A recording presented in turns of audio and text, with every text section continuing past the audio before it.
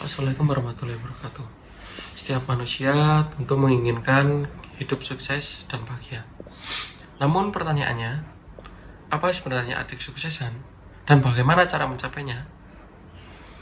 Dalam Al-Quran, Allah memberikan petunjuk melalui doa. Rabbana atina fid dunya hasanah wa fil akhirati hasanah wa qina adzabannar.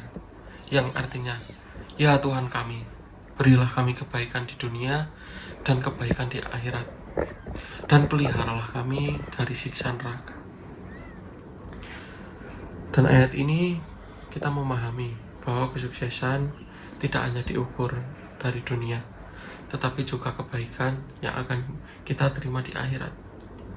Jadi, sukses yang sejati membutuhkan keseimbangan, berhasil di dunia, namun juga membawa manfaat menuju keselamatan akhirat. Banyak orang menganggap sukses itu identik dengan harta melimpah, pasangan ideal, jabatan tinggi, dan pekerjaan yang mapan. Tidak salah, tetapi Islam mengajarkan bahwa itu semua harus diukur kembali. Apakah keberhasilan dunia itu mendatangkan kebaikan di akhirat, atau justru sebaliknya? Karena pada hakikatnya, kesuksesan adalah akumulasi dari perbuatan baik kita di dunia. Jika yang dilakukan adalah kebaikan, maka akan kembali sebagai pahala. Jika tidak, justru akan menjadi sebab kesusahan di akhirat.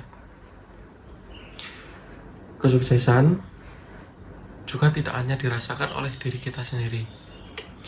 Islam menuntun agar keberhasilan kita turut membawa manfaat bagi orang lain, bahkan bagi alam semesta.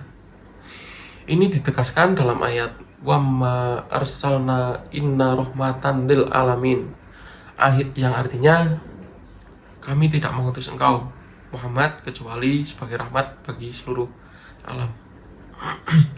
Maka apapun itu nikmat yang Allah berikan, baik rezeki, kesehatan, jabatan, atau kesempatan, harus dipergunakan untuk memberi manfaat, bersedekah, berzakat, menolong sesama, dan meringankan beban orang yang membutuhkan.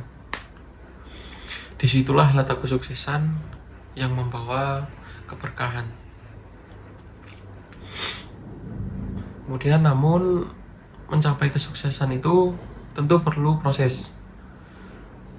Al-Quran mengingatkan, sesungguhnya Allah tidak akan mengubah keadaan suatu kaum sampai mereka mengubah keadaan yang ada pada mereka sendiri. Hadis ini menunjukkan bahwa usaha sungguh-sungguh, kerja keras, dan perubahan diri adalah syarat menuju keberhasilan. Proses itu bisa diibaratkan seperti gandum yang ingin menjadi roti. Gandum harus ditumbuk hingga kulitnya terlepas, dihaluskan kembali, diadoni, diberi bumbu, dan kemudian dibakar. Semua tahap itu melelahkan, tetapi hanya dengan proses itulah gandum bisa berubah menjadi roti yang lezat. Demikian pula manusia, tanpa proses, tanpa perjuangan, kita tidak akan bisa mencapai kesuksesan yang hakiki. Pada akhirnya, apapun usaha yang dilakukan seseorang muslim harus tetap memohon petunjuk kepada Allah, karena hanya bimbingannya segala urusan menjadi mudah dan penuh keberkahan.